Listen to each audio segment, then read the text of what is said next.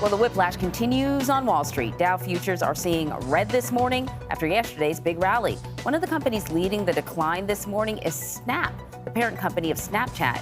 It's down roughly 30% in pre-market trading. We'll be watching when the opening bell rings on Wall Street at around 9:30 Eastern.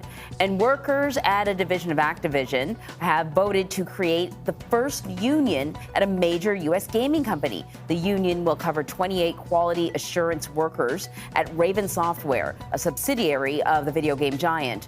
Employees in the gaming industry have been complaining for years about long hours, low pay, and discrimination. In California, 9 stations are charging more than the federal minimum wage for gas, the highest price topping out at $7.83 a gallon. At a station in L.A., nationally, gas prices have reached another record high today. According to AAA, the national average is up about $4.60 a gallon. Wow.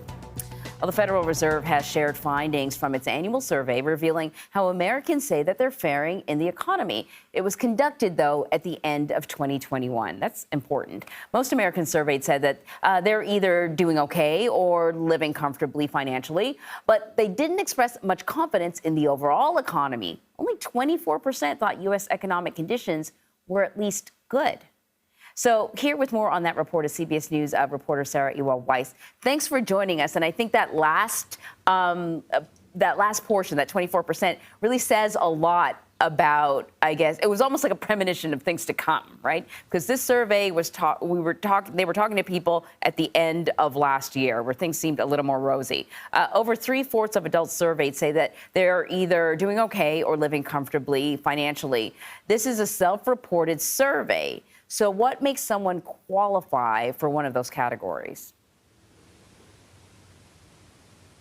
Yeah, so they went out to 11,000 people across the country. They do this on an annual basis to kind of get a sense of where people are in terms of their economic stability and how they're feeling about the economy. And it is really interesting that you point out overall 24% believe the national economy is doing bad, but 78% said they are financially doing okay or living comfortably. And that is actually something we've seen in polling across the country starting last year and into this year, where people are saying the economy overall is heading in the wrong direction, it's doing poorly, but they are doing all right. And I think one of the things that meant people were doing all right, especially at the end of last year and in 2021, which could have changed very rapidly this year, is the fact that people were seeing a ton of stimulus and relief as we came out of the coronavirus pandemic. There was a lot of different programs available. People were receiving funds, and we were definitely trending away from the unemployment rate that we had in 2020. We're now near the all-time low. So things in some cases were going in the right direction. Of course, when you see things like inflation, gas prices hitting the federal minimum wage in some cases, as you mentioned, overall, the economy is not feeling like something people can get behind and strongly support and say it's doing well. One thing I do want to point out, though, is in terms of people rating their local economy, not their personal well-being, not the national economy, the local economy in their area, 48% did say that they believe that was doing well as well.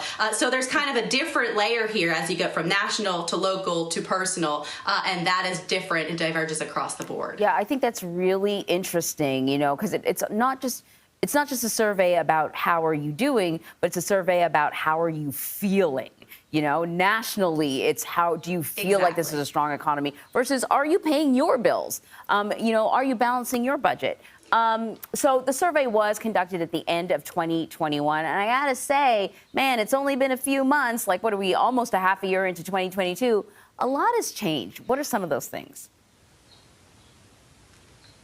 Yeah, so one of the things that we saw in 2021 was the number of parents who said that they were doing well financially actually was a lot higher. It was 3/4 of parents said they're doing at least okay. The key here is many of those parents, 18% of adults, 70% of parents with children under 18, were receiving child tax credit payments on a monthly basis from July to December of last year. And that allowed them to be much more financially secure. We found from this survey survey that they were spending it on rent, on food, they were spending it on their children. Higher income parents were actually saving some of that money. That gave them some financial cushion.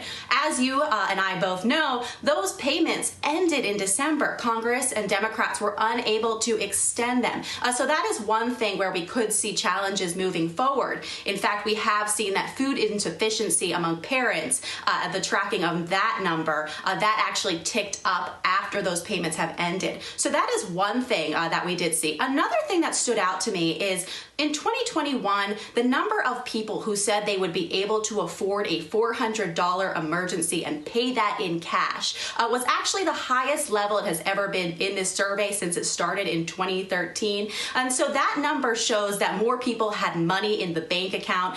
They had more money available to them as we saw that pandemic relief. It'll be interesting to see if those numbers are maintained in 2022, especially with higher prices. But that was significant that more people than ever before would be able to handle a financial emergency of just $400, which in some cases is not a lot of money, but for many Americans, that coming from the side, that emergency could be a huge significant cost to them. Definitely. Sarah, thank you very much.